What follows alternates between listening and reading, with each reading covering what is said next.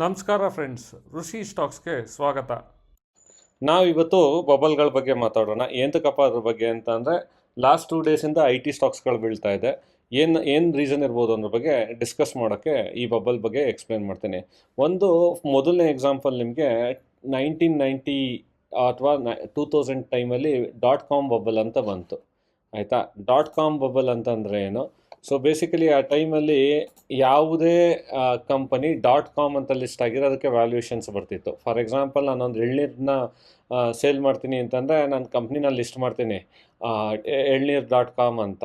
So ಅದಕ್ಕೆ ಇನ್ವೆಸ್ಟರ್ಸ್ಗಳು ಬಂದು invest ಮಾಡ್ತಿದ್ರು ಮುಖಾಮುಖಿ ನೋಡ್ದೇನೆ. ಯಾಕೆ ಅಂತಂದರೆ ಅದ್ರ ಮೇಲೆ ವ್ಯಾಲ್ಯೂಯೇಷನ್ನು ಅಷ್ಟು ಡೀಪಾಗಿ ಹೋಗ್ತಿತ್ತು.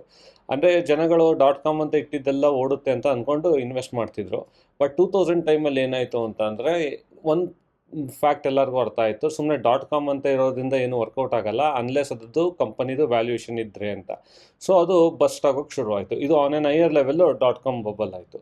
ಈಗ ನೆಕ್ಸ್ಟು ಎ ಬಗ್ಗೆ ಮಾತಾಡ್ತೀನಿ. ಎ ಅಂದರೆ ಏನು? ಫಸ್ಟ್ ಆಫ್ ಆಲು ಎ ಬಗ್ಗೆ ಹೇಳ್ತಾ ಆಮೇಲಿಂದ ಬಬಲ್ ಬಗ್ಗೆ ಮಾತಾಡ್ತೀನಿ. ಈ IT ಸ್ಟಾಕ್ಸು ನಿಜವಾಗ್ಲೂ ಬಬಲ್ಲ ಇಲ್ಲ ಬೇರೆ ಏನಾರ ಇದೆಯಾ ಅದ್ರ ಬಗ್ಗೆನೂ ಡಿಸ್ಕಸ್ ಮಾಡೋಣ. ಮೊದಲನೇದಾಗಿ ಅಂದರೆ ಏನು ಅಂದರೆ, ಫಾರ್ ಎಕ್ಸಾಂಪಲ್ ಒಬ್ಬರು ಕೆಲಸದವ್ರು ಕೊಡ್ತಾರೆ. ಆಯಿತಾ, ಆ ಕೆಲಸದವ್ರು ಯಾವ ಥರ ಅಂತ ಅಂದರೆ, ಅವನಿಗೆ ಎಲ್ಲ ಥರನೂ ನಾಲೆಜ್ ಇರುತ್ತೆ. ನೀವು ಅಡುಗೆ ಮಾಡೋದೇನು ಅಂತ ಕೇಳಿದ್ರೂ ಹೇಳ್ತಾನೆ, ಈ ಕೋಡ್ ಈ ಥರ ಬರಿಬೇಕು ಅಂತಲೂ ಹೇಳ್ತಾರೆ, ಇಲ್ಲ ನೀವು ಲೀಗಲಿ ಏನಾರ ಇನ್ಫಾರ್ಮೇಷನ್ ಬೇಕು ಅಂತಲೂ ಹೇಳ್ತಾನೆ. ಸೊ ಅವ್ನಿಗೆ ಎಲ್ಲ ಇನ್ಫಾರ್ಮೇಷನ್ನು ಗೊತ್ತಿದೆ. ಬಟ್ ಅದಕ್ಕೆ ಇನ್ಸ್ಟ್ರಕ್ಷನ್ ಕೊಡೋದು ನಾವು ಕೊಡಬೇಕು. ಸೊ ಈ ಥರ ಒಂದು ಕೆಲಸದವ್ನು ನಿಮ್ಗೆ ಸಿಕ್ಬಿಟ್ರೆ ನೀವೇನು ಮಾಡ್ತೀರಾ? ತುಂಬ ಖುಷಿ ಪಡ್ತೀರಾ ಅಲ್ವಾ? ಸೊ AI ಏಜೆಂಟ್ ಅಂತಂದರೆ ಅದೇನೆ. ಸೊ AI ಏಜೆಂಟ್ ಅಂತಂದರೆ, ಈಗ ನಾವೇನಾರು ಇದು ಮಾಡಬೇಕು ಅಂತಂದರೆ ಅದೊಂದು ಏಜೆಂಟು. ನಿಮ್ಗೊಂಥರ ಸೆಕ್ರೆಟ್ರಿ ಇದ್ದಂಗೆ. ಆ ಸೆಕ್ರೆಟ್ರಿಗೆ ನೀವು ಹೋಗ್ಬಿಟ್ಟು ಇವಾಗ ಆರ್ಡ್ರ್ ಮಾಡು ಅಂದರೆ ಆರ್ಡ್ರ್ ಮಾಡುತ್ತೆ. ಆಯಿತಾ? ಅಥವಾ ನೀನು ಹೋಗ್ಬಿಟ್ಟು ನನಗೀಗ ಕೋಡ್ ಬೇಕಪ್ಪ, ಈಗ ನನಗೆ ಈ ಕೋಡ್ ಬೇಕು ಅಂತಂದರೆ ಕೋಡ್ ಏನು ಬೇಕು ಅನ್ನೋದನ್ನ ತೋರಿಸ್ಕೊಡುತ್ತೆ. ಆನ್ ಎನ್ ಹೈಯರ್ ಲೆವೆಲ್ಲು ನಾವೀಗ ಒಂದು ಸಾಫ್ಟ್ವೇರ್ ಕಂಪನಿ ಹೇಗೆ ವರ್ಕ್ ಆಗುತ್ತೆ ಅನ್ನೋದು ನೋಡೋಣ. ಸೊ ಸಾಫ್ಟ್ವೇರ್ ಕಂಪನಿಲಿ ಒಂದು ಸಾಫ್ಟ್ವೇರ್ ರಿಲೀಸ್ ಆಗುತ್ತೆ ಅಂತ ಅಂದರೆ, ಫಸ್ಟು ಪ್ರಾಡಕ್ಟ್ ಓನರ್ಗಳಂತ ಬರ್ತಾರೆ. ಪ್ರಾಡಕ್ಟ್ ಓನರ್ ಬಂದು ರಿಕ್ವೈರ್ಮೆಂಟ್ನ ತೊಗೊಬರ್ತಾರೆ. ಇದಾದ ಮೇಲೆ ಅಲ್ಲಿ ಒಂದು QA ಟೀಮ್ ಅಂತ ಇರುತ್ತೆ, ಅದು ಕ್ವಾಲಿಟಿನ ಅನಲೈಸ್ ಮಾಡುತ್ತೆ. ಡೆವಲಪರ್ ಟೀಮ್ ಅಂತ ಬರುತ್ತೆ, ಅವರು ಕೋಡ್ನ ಜನ್ರೇಟ್ ಮಾಡ್ತಾರೆ. ನೆಕ್ಸ್ಟು ರಿಲೀಸ್ ಟೀಮ್ ಅಂತ ಬರ್ತಾರೆ. ರಿಲೀಸ್ ಟೀಮ್ ಬಂದು ಈ ಕೋಡ್ನ ಡೆಪ್ಲಾಯ್ ಮಾಡಿ ಐದರ್ ಕ್ಲೌಡೋ ಅಥವಾ ಆನ್ ಪ್ರೆಮ್ ಅಂತನೋ ಆ ಥರ ತುಂಬ ಕಡೆ ಡೆಪ್ಲಾಯ್ ಮಾಡೋ ಕೆಲಸ ಮಾಡ್ತಾರೆ. ನೆಕ್ಸ್ಟು ಇದಾದ ಮೇಲಿಂದ ಇದು POಗಳು ಮತ್ತೆ ಟೆಸ್ಟ್ ಮಾಡ್ತಾರೆ. ಲೀಗಲ್ ಆ್ಯಂಡ್ ಕಂಪ್ಲೈನ್ಸ್ ಚೆಕ್ ಹೋಗುತ್ತೆ.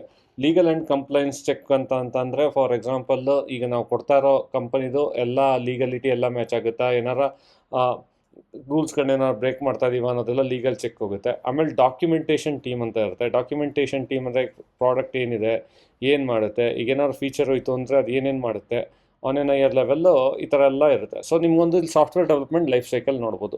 ನೋಡಿ, ಇದರಲ್ಲಿ ಮುಂಚೆನೇ ಹೇಳ್ದಂಗೆ ಇಲ್ಲಿ front end developer, back end developer, full stack, mobile application developer, DevOps engineer, architect, data scientist, QA engineer, cloud engineer, game developer, ಆ ಥರ ತುಂಬಾ ವೇರಿಯೇಷನ್ಸ್ಗಳಿದೆ.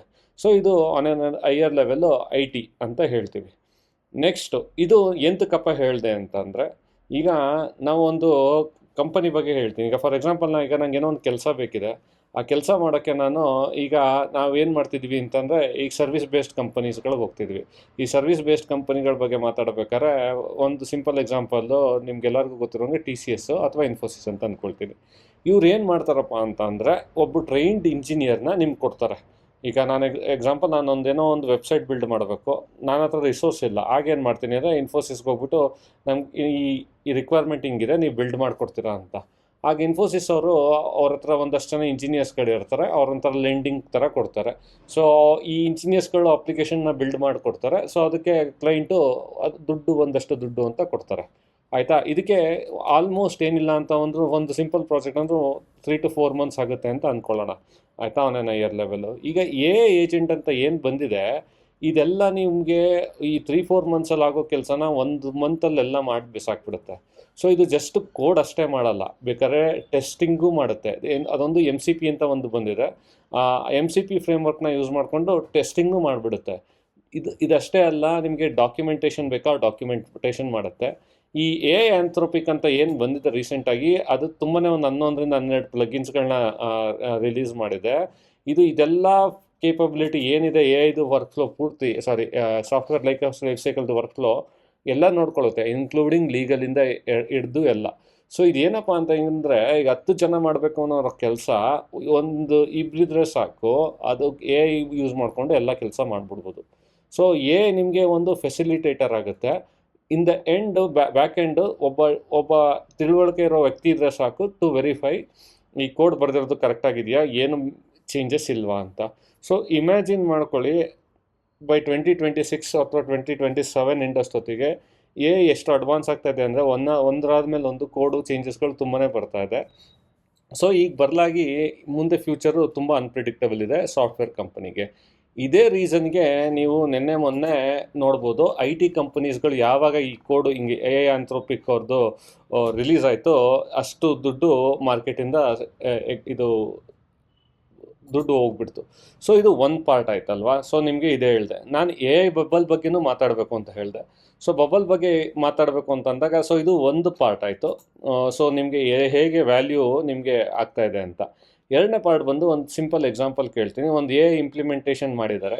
ಇಂಪ್ಲಿಮೆಂಟೇಷನ್ ಮಾಡಬೇಕು ಅಂದರೆ ಬಿಹೈಂಡ್ ದ ಸೀನ್ಸು ನಿಮಗೆ ಆಲ್ರೆಡಿ ಮುಂಚೆನೇ ಎಷ್ಟೊಂದು ವೀಡಿಯೋದಲ್ಲಿ ಹೇಳಿದ್ದೀನಿ, ಒಂದು GPUಸ್ಗಳು ಬೇಕು, ಡೇಟಾ ಸೆಂಟರ್ಸ್ಗಳು ಬೇಕು, ಹೆವಿ ಪ್ರೊಸೆಸಿಂಗ್ ಯೂನಿಟ್ಸ್ಗಳು ಬೇಕು. ಸೊ ತುಂಬಾ ಖರ್ಚಾಗುತ್ತೆ. ಪ್ರತಿಯೊಂದು ಇನ್ಸ್ಟ್ರಕ್ಷನ್ ರನ್ ಆಗಬೇಕು ಅಂದರೆ ಒಂದು ಟೋಕನ್ಸ್ ಅಂತ ಜನ್ರೇಟ್ ಆಗುತ್ತೆ.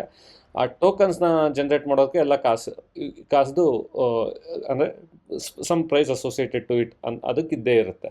ಸೊ ನಿಮ್ಗೆ ಏನು ಹೇಳೋಕ್ಕೆ ಇಷ್ಟಪಡ್ತೀನಿ ಅಂದರೆ, ನಾವು ಯೂಸ್ ಮಾಡಬೇಕು ಅಂದರೆ ಫ್ರೀಯಾಗಿ ಬರೋಲ್ಲ, ಅದರದ್ದೇ ಆದ ಕಾಸ್ಟ್ ಇರುತ್ತೆ. ಬಟ್ ಈಗ ಒಂದು ಎಕ್ಸಾಂಪಲ್, ಒಂದು ಯೂಸ್ ಕೇಸಲ್ಲಿ ಏನಾಗಿದೆ ಅಂತ ಅಂದರೆ, ನಾವು ನಮ್ಮ ಅಕೌಂಟ್, ನಾನು ನಿಮ್ದೊಂದು ಸಿಂಪಲ್ ಎಕ್ಸಾಂಪಲ್ ಕೊಡ್ತೀನಿ. ನಂದು ಅಕೌಂಟ್ ಬ್ಯಾಲೆನ್ಸ್ ಚೆಕ್ ಮಾಡಬೇಕು. ಈಗ ನಾನು ಅಕೌಂಟ್ ಬ್ಯಾಲೆನ್ಸ್ ಚೆಕ್ ಮಾಡಬೇಕು ಅಂತ ಅಂದ್ಬಿಟ್ಟು ನಾನು ನಲ್ಲಿ ಹೋಗ್ಬಿಟ್ಟು ಈಗ ಏನು ಮಾಡ್ತೀವಿ ಅಂದರೆ, ಯೂಶ್ವಲಿ ನಾವು ಆ್ಯಪ್ಗೆ ಹೋಗ್ತೀವಿ, ಆ್ಯಪಲ್ಲಿ ಓಪನ್ ಮಾಡಿ ಆ ಸ್ಟೇಟ್ಮೆಂಟ್ಗೆ ಹೋಗಿ ಆಮೇಲೆ ಅಲ್ಲಿ ಹೋಗಿ ಚೆಕ್ ಮಾಡ್ತೀವಿ. ಅಥವಾ ATMಗೆ ಹೋಗ್ತೀವಿ, ಪಿನ್ ಹಾಕ್ತೀವಿ, ಅಲ್ಲಿ ಬ್ಯಾಲೆನ್ಸ್ ಚೆಕ್ ಮಾಡ್ತೀವಿ. ಏನಿಲ್ಲ, ನಾನು ನಮ್ಮ ಮೊಬೈಲಲ್ಲಿ ಇಟ್ಕೊಂಡು ಒಂದು AI ಟೂಲ್ ಇಟ್ಕೊಂಡು ನಂದು ಸ್ಟೇಟ್ಮೆಂಟ್ ಏನು ಅಂತ ಕೇಳಿದ್ರೆ, ಅದು ಏನು ಮಾಡಬೇಕು ಅಂದರೆ ಬಿಹೈಂಡ್ ದ ಸೀನ್ಸು ಫಸ್ಟು ನಾನು ಯಾವ ಅಕೌಂಟ್ಗೆ ಎಲಿಜಿಬಿಲಿಟಿ ಇದ್ದೀನಿ ಅನ್ನೋದು ಚೆಕ್ ಮಾಡಬೇಕು. ನನಗೆ 4-5 ಅಕೌಂಟ್ ಇತ್ತು ಅಂದರೆ ನಂದು ಯಾವ ಅಕೌಂಟ್ ಪ್ರಿಫರೆನ್ಸ್ ಚೆಕ್ ಮಾಡ್ತಾ ಇದ್ದೀನಿ ಅಂತ ಹೇಳಬೇಕು. ಮತ್ತು ನನಗೆ ಆ್ಯಕ್ಸಸ್ ಇದೆಯಾ ನನ್ನ ಅಕೌಂಟ್, ನನ್ನದೇ ಅಕೌಂಟ್ ಚೆಕ್ ಮಾಡ್ತಾ ಇದ್ದೀನಾ ಅಂತ. ಅದಾದ ಮೇಲಿಂದ ಈಗ ಫಾರ್ ಎಕ್ಸಾಂಪಲ್ ICICI ಬ್ಯಾಂಕಲ್ಲಿ ಅಕೌಂಟ್ ಇತ್ತು ಅಂದರೆ ಅದ್ರ ಜೊತೆ ಇಂಟ್ರ್ಯಾಕ್ಟ್ ಮಾಡಿ ಅಲ್ಲಿಂದ ಡೇಟಾ ತೊಗೋಬೇಕು. ಇಷ್ಟೆಲ್ಲ ಫಂಕ್ಷನ್ ಮಾಡಬೇಕು ಅಂತಂದರೆ ಇದು ತುಂಬಾ ದುಡ್ಡು ಬಿಹೈಂಡ್ ದ ಸೀನ್ಸ್ ಖರ್ಚಾಗುತ್ತೆ. ಸೊ ನೀವು ಒಂದು ಸಿಂಪಲ್ ಎಕ್ಸಾಂಪಲ್ ಅಂದರೆ, ಇದು ಒಂದು ಬ್ಯಾಲೆನ್ಸ್ ಚೆಕ್ ಮಾಡೋದಕ್ಕೆ ಏನಿಲ್ಲ ಅಂತಂದ್ರೆ ಅದಕ್ಕೆ ದುಡ್ಡು ಖರ್ಚಾಗೋದು ತುಂಬಾ ಜಾಸ್ತಿ ಇರುತ್ತೆ. ಸೊ ಈಗ ಈ ಥರ ನಾವು ಎಲ್ಲ ಯೂಸ್ ಕೇಸ್ಗೂ AI ಇಂಪ್ಲಿಮೆಂಟ್ ಮಾಡ್ತೀವಿ ಅಂತಂದರೆ ಅದೊಂದು ಬಬಲ್ ಆಗ್ತಾ ಹೋಗುತ್ತೆ. ಸೊ ನಾನು ನಿಮ್ಗೆ ಏನು ಹೇಳೋಕ್ಕೆ ಬರ್ತಾಯಿದ್ದೀನಿ ಅಂತಂದರೆ, AI ಒಂದು ಕಡೆ ಎಫೆಕ್ಟಿವ್ ಆಗಿದೆ ವರ್ಕು ಮತ್ತು ಅದೆಲ್ಲ ಕನ್ಸಾಲಿಡೇಷನ್ ಕಡೆ. ಯೂಸ್ ಕೇಸಸ್ ಕಡೆ ಬಂದಾಗ ನಾವು ಎಲ್ಲ ಕಡೆನೂ ಮಾಡ್ತೀವಿ ಅಂತಂದರೆ ಅದು ನಿಜವಾಗ್ಲೂ ವರ್ಕೌಟ್ ಆಗೋಲ್ಲ. ಸೊ ಸ್ಪೆಸಿಫಿಕ್ ಯೂಸ್ ಕೇಸ್ಗಳು ಎಲ್ಲಿ ಎಫಿಷಿಯೆಂಟ್ ಆಗಿರುತ್ತೆ ಅಲ್ಲಿ ಯೂಸ್ ಮಾಡ್ಕೋಬೋದು. ಸೊ ಇದೆಲ್ಲ ಈಗ ಕರೆಂಟ್ಲಿ 2026 ಇದೆಲ್ಲ ನಡೀತಾ ಇದೆ. ಓಕೆ, ಇದಾದಮೇಲೆ ಏನಾಗುತ್ತೆ ನಿಜ ಗೊತ್ತಿಲ್ಲ. ಬಟ್ AI ಅಂತೂ ತುಂಬ ಬೂಮಿಂಗಲ್ಲಿದೆ. ಸೊ ಎಲ್ಲ ಕಡೆನೂ AI ಅಂತ ಯೂಸ್ ಮಾಡ್ತಾ ಇದ್ದಾರೆ. ಎಲ್ಲ ಕಡೆ AI ಯೂಸ್ ಮಾಡೋದು ಒಂಥರ ಬಬಲ್ ಥರನೇ ಆಗುತ್ತೆ. ಎಲ್ಲಿ ಅವಶ್ಯಕತೆ ಇದೆಯೋ ಅಲ್ಲಿ ಯೂಸ್ ಮಾಡಬೇಕು, ಎಲ್ಲಿ ಅವಶ್ಯಕತೆ ಇಲ್ಲೋ ಅಲ್ಲಿ ಯೂಸ್ ಮಾಡ್ತಿರೋದೇ ಒಳ್ಳೆಯದು. ಅದು ಡಿಸಿಷನ್ನು ಸ್ಟಿಲ್ ಈ 2026 ಆಗೋವರೆಗೂ ಅದಕ್ಕೆ ಬರೋಲ್ಲ ಏನು ಮಾಡ್ಬೋದು ಅಂತ. But on an higher level ನೀವು ನೋಡ್ಬೋದು, ಎಲ್ಲೆಲ್ಲಿ ಸರ್ವಿಸ್ ಇಂಡಸ್ಟ್ರಿಗಳಿದೆ ಅಲ್ಲೆಲ್ಲ ಕಷ್ಟ ಇದೆ. ಸೊ ಅದೊಂದು ಏನಾಗುತ್ತೆ ಅನ್ನೋದನ್ನ ನೀವು ಒಂದು ನಿಮ್ಮ ತಲೆಯಲ್ಲಿ ಇಟ್ಕೊಂಡು ಈ IT ಸೆಕ್ಟರ್ ಕಡೆ ಇನ್ವೆಸ್ಟ್ ಮಾಡ್ತೀರಾ ಅಂತ ಅಂದರೆ ಸ್ವಲ್ಪ ಯೋಚನೆ ಮಾಡಿ ಇನ್ವೆಸ್ಟ್ ಮಾಡಿ. ವೆಯ್ಟ್ ಮಾಡಿ 2026 ಎಂಡು ಅಥವಾ 2027ವರೆಗೂ ಏನಾಗುತ್ತೆ, ಏನು ಸ್ಟೆಪ್ಸ್ಗಳಿದೆ ಅಂತ. ನನಗಂತೂ ಈಗ ನೋಡಿದ್ರೆ ಸ್ವಲ್ಪ ಇದು IT ಸರ್ವಿಸ್ ಸ್ಪೆಸಿಫಿಕ್ ಆಗಿರೋದು ಸ್ವಲ್ಪ ಕಷ್ಟನೇ ಇದೆ. ಈ IT ಸರ್ವಿಸಸ್ ಅವರು ಏನು ಮಾಡ್ಬೋದು ಅಂದರೆ AI ಫೋಕಸ್ಡು ಡೆಲಿವರಿ ರಿಲೇಟೆಡ್ ವರ್ಕ್ ಮಾಡಬೇಕು. ಆ್ಯಂಡ್ ನಮ್ಮಲ್ಲಿ ಇನ್ನೊಂದು ಪ್ರಾಬ್ಲಮಲ್ಲಿ ಏನಿದೆ ಅಂತಂದರೆ, ನಾವು India being A service sector, ನಾವು ಯಾವಾಗಲೂ ಸರ್ವಿಸ್ ಸೆಕ್ಟರಲ್ಲೇ ಇದ್ದೀವಿ. ಬಿಲ್ಡ್ ನಾವೇನು ಹೊಸದಾಗಿ ಮಾಡ್ತಾ ಇಲ್ಲ, ಅದು ನಮ್ಮದು ರೂಟಲ್ಲೇ ಬಂದುಬಿಟ್ಟಿದೆ. ನಮ್ಮದು ಫೋಕಸ್ಸು ಡೆವಲಪ್ಮೆಂಟ್ ಕಡೆ ಹೋಗ್ಬೇಕು ಅಂದರೆ ಹೊಸದಾಗಿ ಏನೋ ಬಿಲ್ಡ್ ಮಾಡೋ ಥರ ಇನ್ಸ್ಟೆಡ್ ಆಫ್ ಪ್ರೊವೈಡಿಂಗ್ ಸರ್ವಿಸ್. ಆಯಿತಾ, ಇಷ್ಟು ಹೇಳ್ತಾ ನಾನು ಒಂದು ಅನ್ಸರ್ಟಿನಿಟಿ ಇದೆ. ಸೊ ನೀವು IT ಸ್ಟಾಕ್ಸ್ ಬಗ್ಗೆ ಏನಾದ್ರು ಯೋಚನೆ ಮಾಡ್ತಾಯಿದ್ರೆ ಸ್ವಲ್ಪ ಯೋಚನೆ ಮಾಡಿ, ಸ್ವಲ್ಪ ಪೇಷನ್ಸ್ ಕೊಡಿ. ಈವನ್ ಅದು ಮೇಲೋದ್ರೂ ಪರವಾಗಿಲ್ಲ, ವೆಯ್ಟ್ ಮಾಡ್ಬಿಟ್ಟು ತೊಗೊಳ್ಳಿ ಅಂತ ಹೇಳ್ತಾ ಈ ವಿಡಿಯೋನ ಎಂಡ್ ಮಾಡೋಕ್ಕೆ ಇಷ್ಟಪಡ್ತೀನಿ. ನಿಮ್ಗೆ ಈ ವಿಡಿಯೋ ಇಷ್ಟ ಆಗಿದ್ರೆ ಲೈಕು, ಸಬ್ಸ್ಕ್ರೈಬ್ ಮಾಡಿ. ಏನಾರ ಕ್ವಶನ್ಸು, ಫೀಡ್ಬ್ಯಾಕ್ ಇದ್ದರೆ ಕಮೆಂಟ್ ಮಾಡಿ. Thank you.